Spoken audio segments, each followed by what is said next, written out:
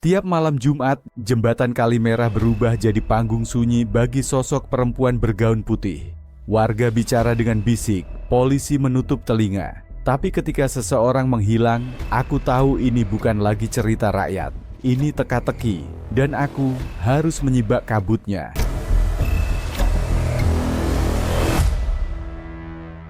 Di kota kecil ini, malam Jumat turun seperti kabut, pelan, dingin, dan membawa cerita yang tak pernah benar-benar mati. Jembatan Kalimerah bukan sekadar penghubung dua sisi sungai, tapi celah tipis antara dunia nyata dan yang tak terlihat. Warga percaya ada perempuan berdiri diam di tengah jembatan, rambut tergerai, gaun putihnya mengambang meski tak ada angin. Mereka bilang, dia hanya menampakkan diri pada orang-orang yang menyimpan dosa.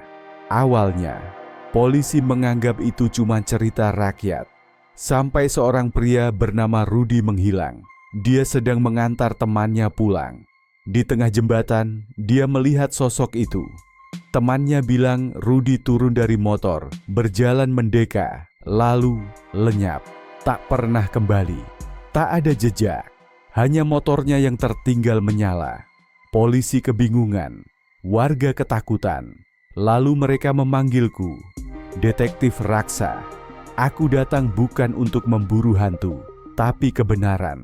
Setiap misteri dimulai dari kehilangan, tapi bukan jasad yang kucari. Yang kucari adalah alasan, motif, dan benang kusut yang disembunyikan kabut malam. Kami cari pakai senter, perahu karet, anjing pelacak. Nihil. Tasnya masih di jok motor, tapi orangnya raib. Banyak yang bilang itu ulah perempuan jembatan. Tapi Pak Raksa, masa kita percaya mitos? Mitos adalah cerita, dan dalam setiap cerita kadang tersembunyi motif. Jadi menurut Bapak, ini bukan hantu? Belum tentu, atau mungkin hantunya terlalu cerdas untuk menampakkan wajahnya. Angin malam menusuk tulang seperti bisikan lama yang belum selesai. Langkahku pelan. Setiap papan jembatan berderit, seolah menceritakan jejak langkah korban-korban bisu. Di ujung jembatan, aku temukan jejak kaki, kecil, ringan. Tapi ada bekas gesekan di bawah tiang besi, seutas tali tergantung. Dan aku tahu, hantu tak membutuhkan tali untuk menampakkan diri. Hantu? Ya, saya gak pernah lihat langsung, Pak. Tapi malam Jumat memang kadang ada yang aneh. Lampu suka mati sendiri. Dan ada suara langkah padahal jalan kosong. Ibu tahu siapa yang sering mondar-mandir di malam hari? Ada satu orang, Sarman. Dulu tinggal dekat sini. Sekarang jarang kelihatan. Tapi kalau malam Jumat, suka ada bayangan tinggi berdiri diam di pojok warung saya. Sarman. Nama yang dulu kuingat dari catatan kasus penggelapan logistik. Bebas. Karena saksi utama tiba-tiba bisu. Ada benang merah. Dan benang itu mengarah pada darah yang belum dibayar lunas. Malam Jumat datang lagi. Dan kali ini aku tak datang sendiri. Aku membawa kesunyian sebagai sekutu dan kecurigaan sebagai cahaya. Sosok itu berdiri. Tapi geraknya terlalu berat. Napasnya terdengar kasar. Bahunya lebar. Posturnya laki-laki. Hantu atau aktor yang sedang memainkan peran.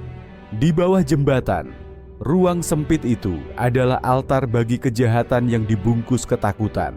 Kamera palsu, pakaian putih, lampu sorot kecil. Semua dibangun agar warga percaya bahwa tempat ini dihuni oleh roh. Padahal yang menghuni hanyalah keserakahan yang berkostum. Tak semua hantu berkaki satu dan berambut panjang. Kadang mereka berwajah manusia dan menyimpan racun di balik senyum sederhana. Kebenaran pagi ini terasa lebih dingin dari kabut Kalimerah. Dan ku tahu, waktuku untuk menyergap setan yang menyamar sudah tiba. Kau bukan hantu, Sarman. Tapi kau menciptakan cerita untuk menutupi jejak. Gumamku dalam hati. Berhenti di situ, Sarman! Tidak. Kau kira bisa mengelabui semua orang dengan cerita hantu? Kau bunuh pria itu karena dia tahu kau ingin mengusir warga dan menjual tanah ini, iya kan? Dia tahu terlalu banyak. Dia tahu pemilik lama itu belum mati. Aku hanya ingin bebas dari hutang. dari semua dosa warisan ini. Sarman, angkat tangan. Jangan banyak gerak. Sarman akhirnya dibawa polisi dengan membawa semua misteri yang telah dia simpan. Ketika semua takut pada hantu, maka tak ada yang curiga pada manusia. Sarman menciptakan rasa takut. Ia tahu mitos bisa melindungi lebih baik daripada pagar berduri. Dan Rudy, ia melihat sesuatu yang tak seharusnya, lalu dibungkam agar cerita hantu tetap hidup. Banyak yang percaya makhluk halus menunggu di malam Jumat, tapi yang lebih menakutkan adalah manusia yang menyamar jadi cerita. Karena terkadang hantu tidak muncul untuk menakuti, tapi untuk menutupi. Ketika rasa takut digunakan sebagai tameng, tugas seorang detektif bukan hanya membongkar rahasia, tapi juga membersihkan debu dari cermin agar kebenaran bisa kembali dikenali. Di balik mitos, selalu ada luka yang belum sembuh, dan di setiap jembatan selalu ada satu jiwa yang menolak pergi. Karena yang hilang bukan hanya nyawa, tapi juga nurani. Setiap jejak menyimpan rahasia, setiap rahasia menunggu untuk dibuka. Dan aku hanyalah bayangan yang menari di antara kebenaran dan kegelapan. Aku, Raksa Adiwijaya, masih berjalan di batas gelap dan terang, menyambut pagi yang belum tentu bersih dari malam.